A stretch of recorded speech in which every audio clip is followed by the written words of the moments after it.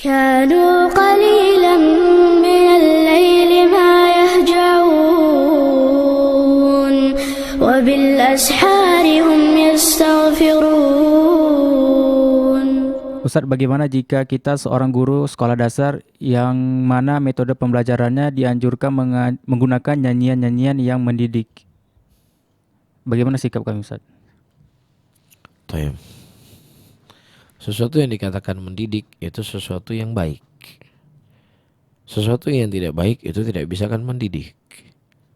Ya, dan musik, nyanyian itu bukan sesuatu yang baik.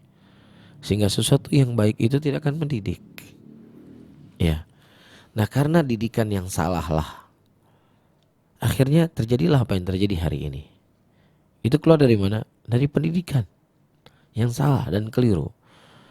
Dan alhamdulillah pondok yang dianggap pondok Ahlussunnah, ya, pondok yang mengajarkan Alkitab dan Sunnah yang tersebar di seluruh Indonesia, insya Allah tidak akan pernah kita dapatkan mereka turun ke jalan demonstrasi, teriak-teriak, caci maki pemerintah, merusak fasilitas umum. Insya Allah tidak akan pernah kita dapatkan.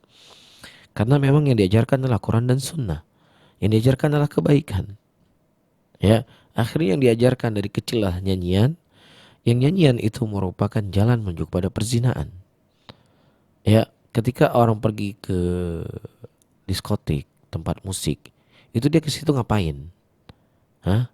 Mau jadi pasangan kan?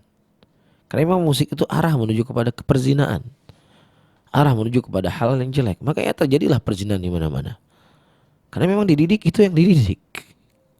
Ya, tapi coba kali dididik dengan Al-Quran, dididik dengan sunnah Rasul Sallallahu Alaihi Wasallam, insya Allah akan menjadi anak-anak yang baik, anak-anak yang bukan anak-anak yang brutal, tapi anak-anak yang selalu takut kepada Allah dan cinta kepada Rasulnya. Allahu a'lam bishawab.